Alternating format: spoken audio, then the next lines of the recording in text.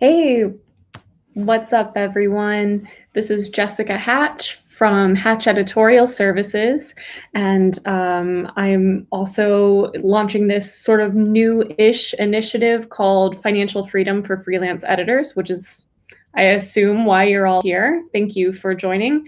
Um, Basically, over the last nearly 4 years that I've been a full-time freelance editor, I've nearly tripled my income that I made as a trade publishing assistant in New York. And it's led me to live in a financially independent lifestyle that I don't think I would have had if I had kept going with that.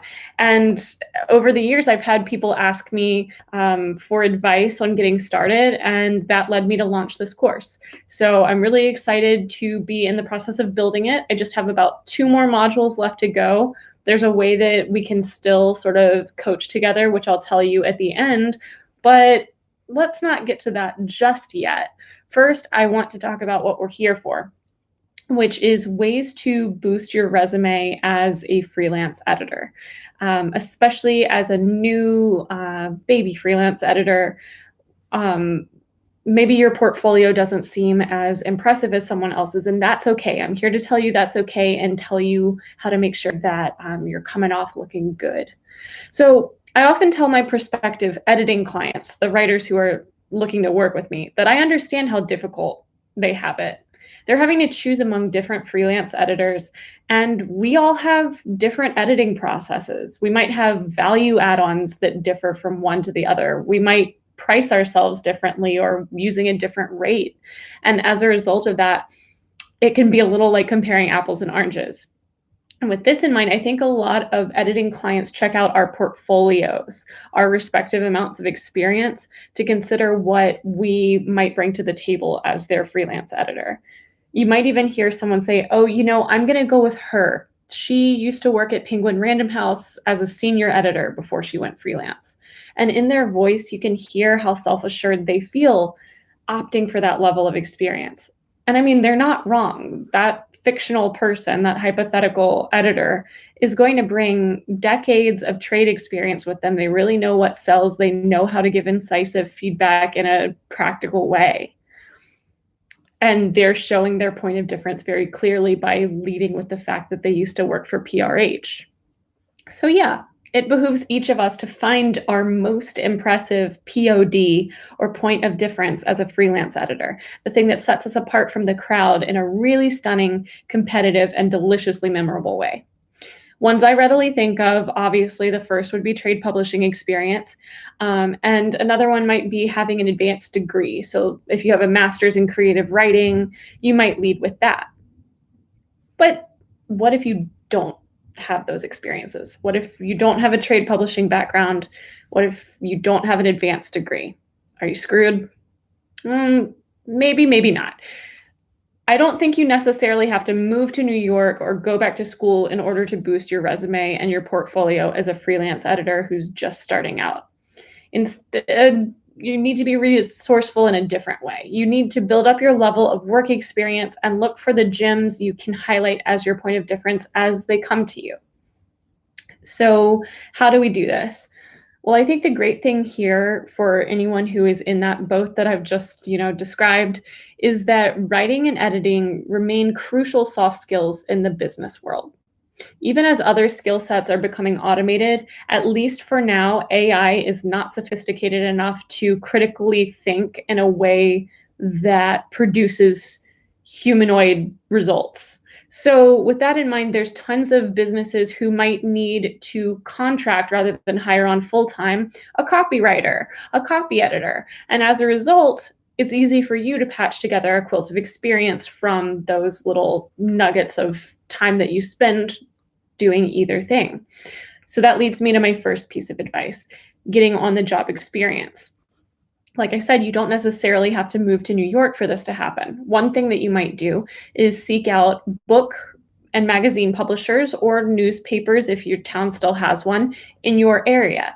You may think that you live in a prohibitively small town for this to work, but if you live within driving distance or commuting distance of a mid-sized city, That city might have a university that has an alumni magazine, a couple of academic journals you can contribute to.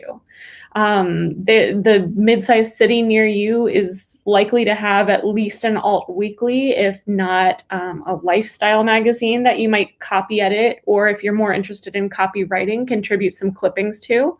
They might even have a bridal magazine, you never know. So you can look for book and magazine publishers in your area and offer up your services as a copy editor.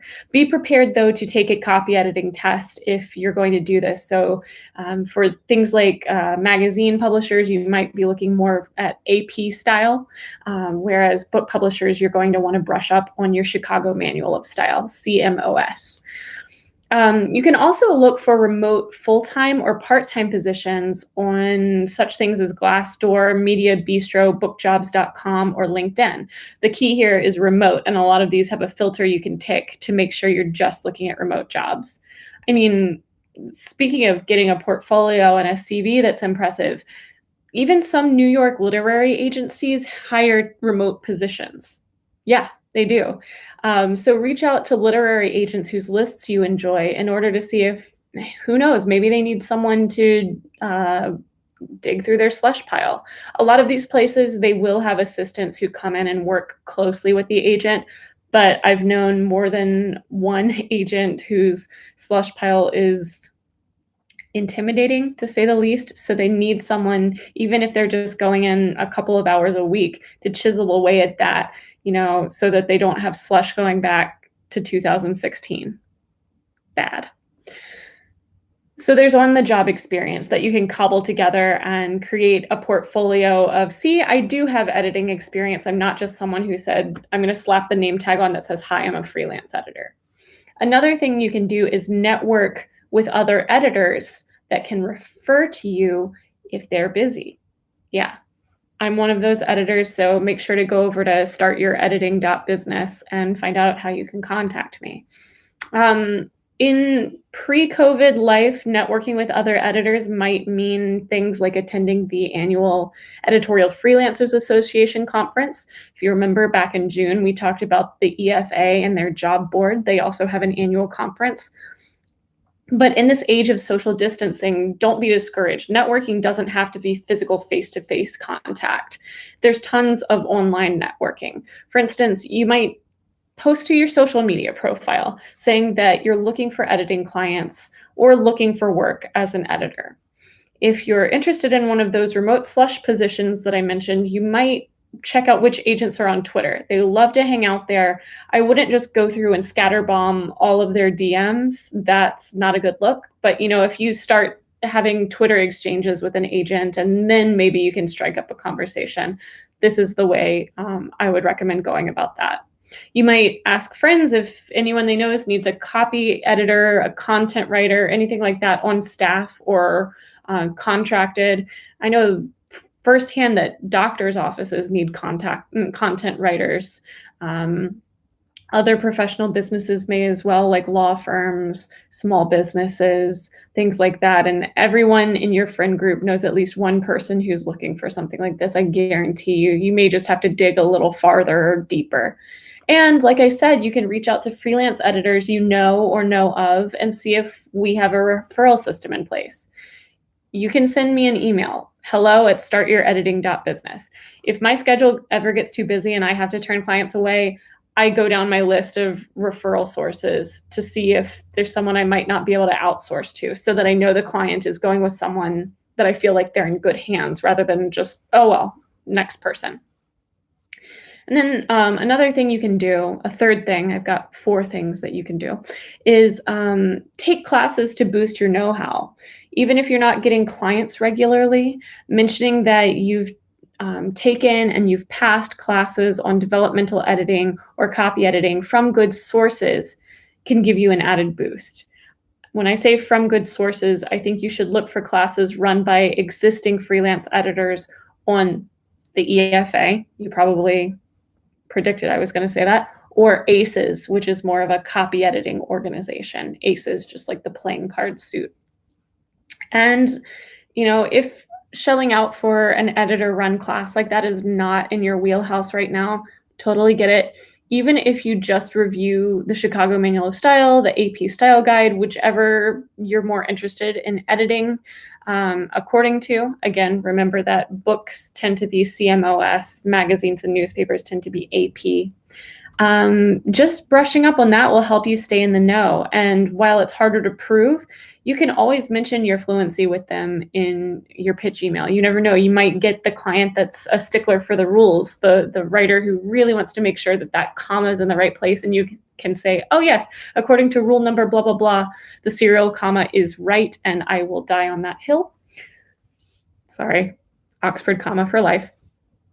And then finally, this feels sort of like a bonus because it's sort of 3.5. We'll say there's 3.5 tips, not 4. Keep pitching. You might snag one and you might learn on the job with those resources that I gave you last time, the 3 places that you can find jobs as you're starting out.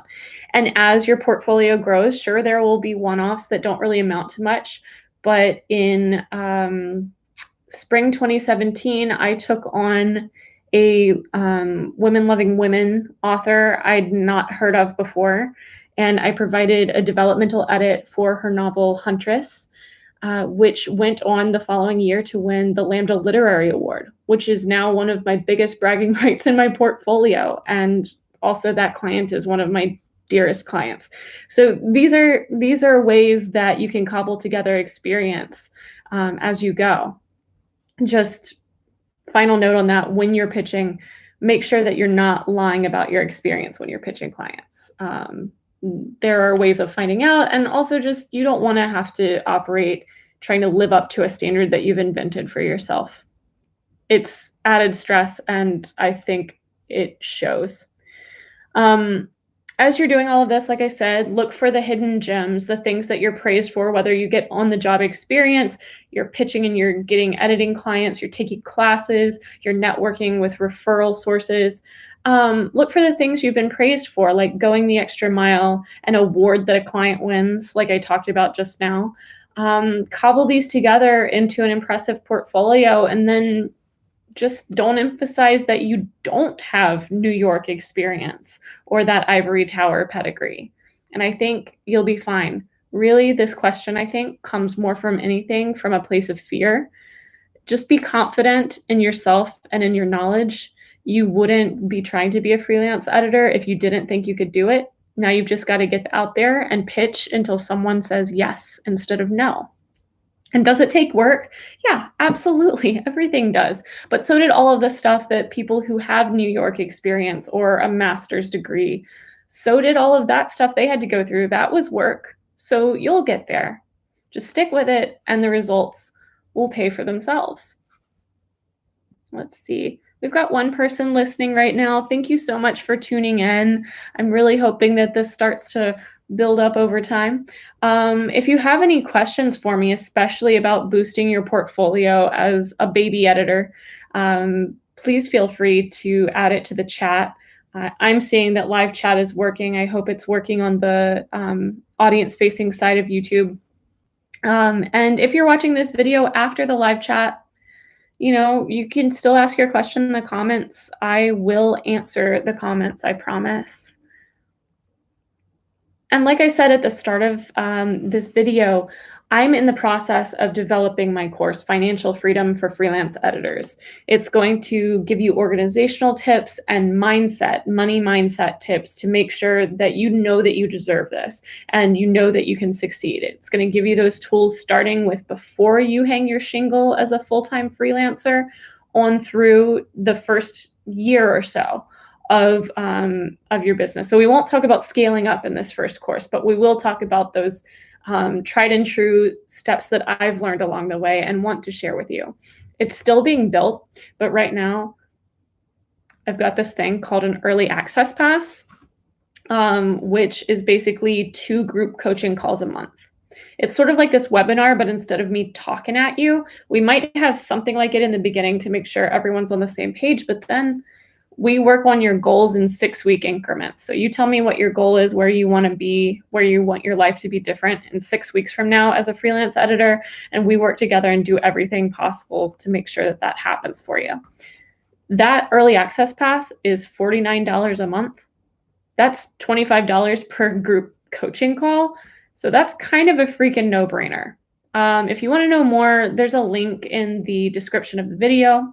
And also, I just want to mention that next month's webinar is going to be on how to survive an all-night editing session. Because if you're out there and you're new to this and you're hustling, chances are you've had an all-nighter or two. So we're going to go over, from a biological perspective, from an organizational perspective, tips for surviving that, and probably also for surviving the next day, because that can be a little rough. I also want to mention that with next month's webinar, I'm going to be switching to Zoom for the live portion, but I'll be recording it.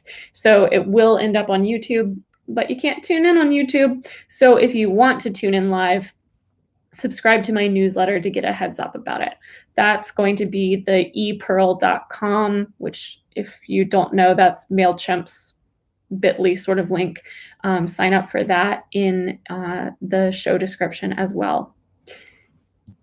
In the meantime, I just want to say, hey, thanks for tuning in. Thanks for being interested. And I hope that I will get to chat with you soon. In the meantime, live your best life, especially financially. You deserve it, even if you don't think you do. All right. For now, this is Jessica Hatch signing off. Take care.